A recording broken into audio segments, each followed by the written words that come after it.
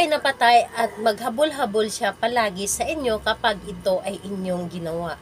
Hello mga guys, kumusta kayo? Panibagong araw, panibagong video na naman tayo. And sa araw na ito ay isa na namang video ang aking tuturo sa inyo na simpleng gabay o simpleng pamamaraan na makakatulong sa atin. At bago ang lahat, gusto ko lang mag-disclaimer sa mga taong hindi naniniwala at hindi gusto ang mga kagaya nitong video.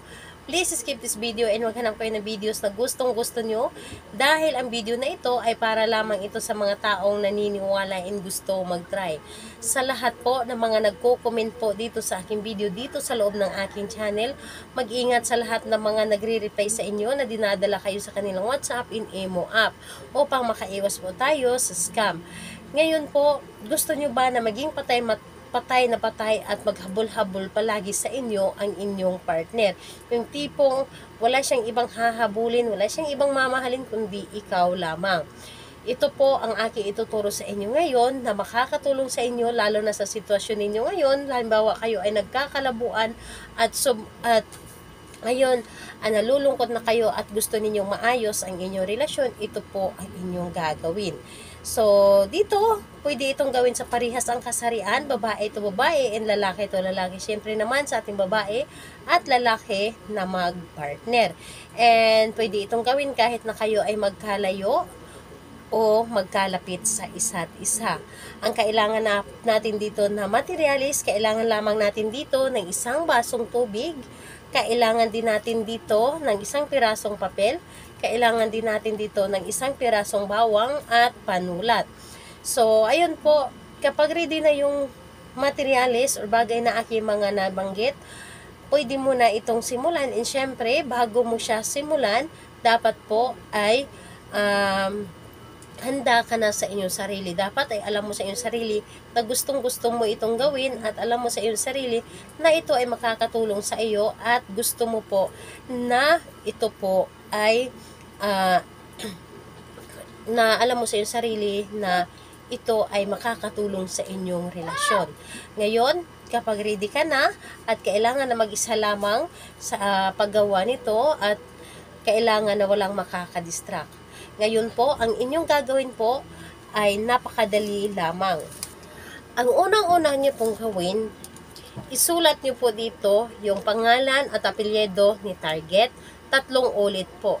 Pangalan, apelyido, tapos isulat ang magic words na maging patay na patay at maghabol-habol ka sa akin. Tapos pangalan, apelyido, tapos sa baba, maging patay na patay at maghabol-habol ka sa akin. Tapos pangatlo, ganun pa rin, pangalan, apelyido, tapos sa baba, maging patay na patay at maghabol-habol ka sa akin. So, 3 ulit po, pangalan, apelyido, tapos magic words, pangalan, apelyido, magic words, pangalan, apelyido, magic words.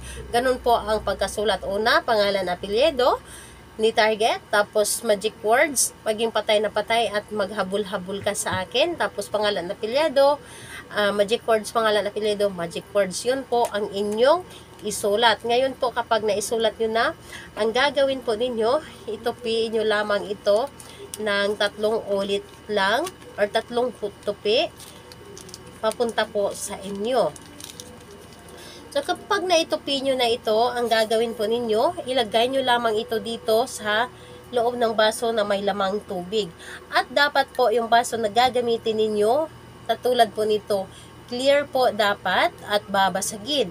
So, ayun po, clear dapat at babasagin. At ngayon po, hawakan ninyo ang inyong bawang at humiling kayo. Humiling kayo na tulungan ka na mapabilis ang paggana sa inyong ginawa, mapabilis mo nang maramdaman ng inyong partner ang inyong ginawa na rituals. And ayun po, sabihin nyo lamang dito lahat-lahat ng gusto niyo, basta importante ay positive lamang ang inyong sasabihin at bawal po dito ang negative. Sasabihin niyo dito na maging patay na patay si partner sa akin at maghabol-habol at wala siyang ibang mamahalin kundi ako lamang. At pagkatapos nun, ilagay nyo lamang ito dito sa loob ng baso na may lamang tubig. At saka mo ito itapat sa inyong baba at humiling muli. pangalan, apelyido, at sabihin ninyo na maging patay ka at maghabol-habol ka palagi sa akin.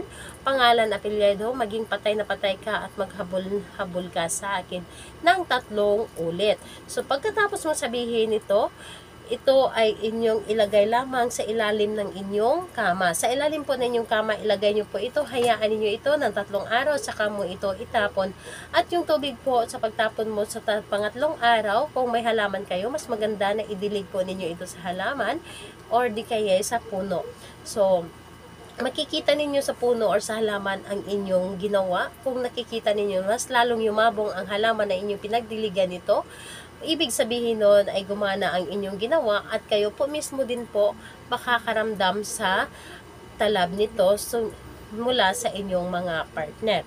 So ayun po, gawin ito sa araw ng Tuesday and Friday dahil yun po ang pinakamalakas na araw na gagawa tayo ng mga rituals in pampaswerte. And ayun po, pwede naman sa ibang araw kung malakas po talaga ang inyong energy. Sa lahat po ng mga gustong pa-shoutout, mag-comment lamang sa baba para ma-shoutout ko kayo sa next video. And sa lahat po ng gustong magtanong, mag-comment lang din po sa baba para ma-replyan ko din po kayo. Salamat po sa inyo. Bye bye everyone. God bless us all.